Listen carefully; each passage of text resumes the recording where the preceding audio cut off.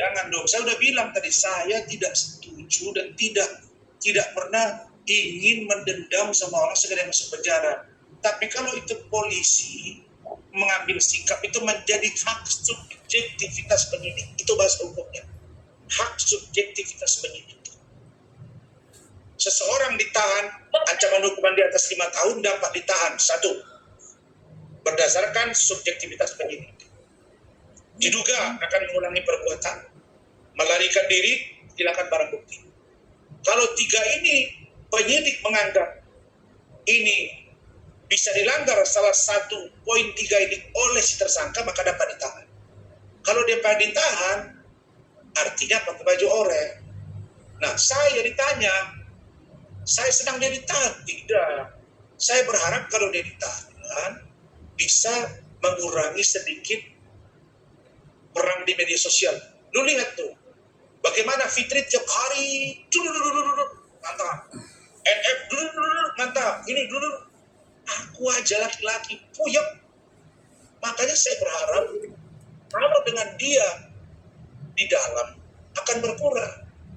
Karena Loli pernah ngomong saya, bahwa waktu Nikmir di penjara, di Banten, di Serang, kami tuh adem di rumah itu kata dia.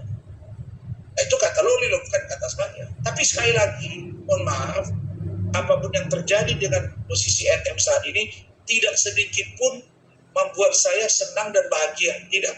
Sama sekali tidak. Ya, oke, ya, cukup ya.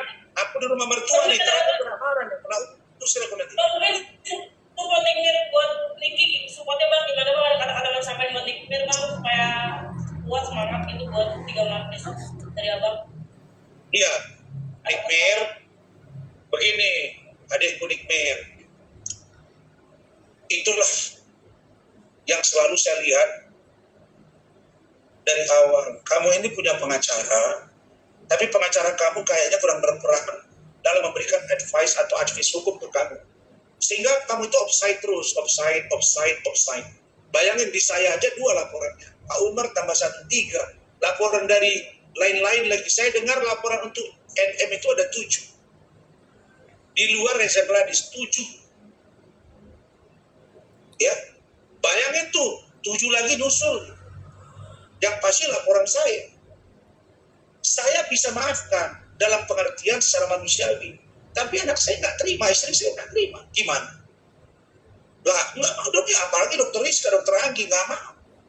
Nah ini saya umumin ya, besok anak saya, Anggita, hari Sabtu dia ujian, karena itu ada di ranah penyidik. Cuma nasihat saya, Nikmir, tolonglah kurangi, jangan lagi serang kiri kanan. Lihat, punya abang kamu. Kalau marah kita marah, marah sampai di Mahkamah Agung, sampai di pengadilan. Tapi kita tetap kontrol, bukan unkontrol. Nah setelah itu, saya patuh pada organisasi saya. Organisasi Prajurit 1 panggil saya, kemudian kita di sidang etik dinyatakan sudah kamu ditegur keras, Pak Rasman kami perintah minta maaf. Ya aku dukung. Jadi kita nggak boleh berpikir sendiri, bekerja sendiri, nanti salah sendiri. Gunanya penasihat hukum itu di situ. Makanya saya katakan dalam teori hukum selalu dibangun yang disebut dengan fakta sum potentio referens. Banyaknya kata-kata, banyaknya opini, banyaknya pembicaraan di ruang manapun, bahkan ribuan kata-kata akan dipatahkan oleh satu perbuatan. Nah, kecenderungan orang berpikir selalu saya sebut lex naminem sikit in impossibilia.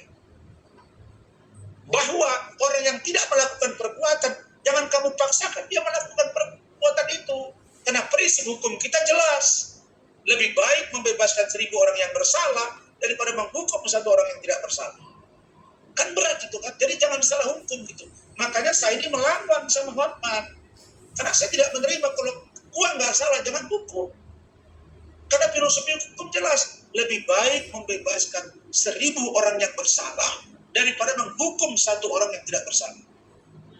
Paham ya? Jadi itu nasihat saya, Nikmir, kurangi, dengarin pendapat hukum. Saya udah bilang dari awal, ini orang offside, ini orang offside. Nah, jadi barangkali itu dari saya.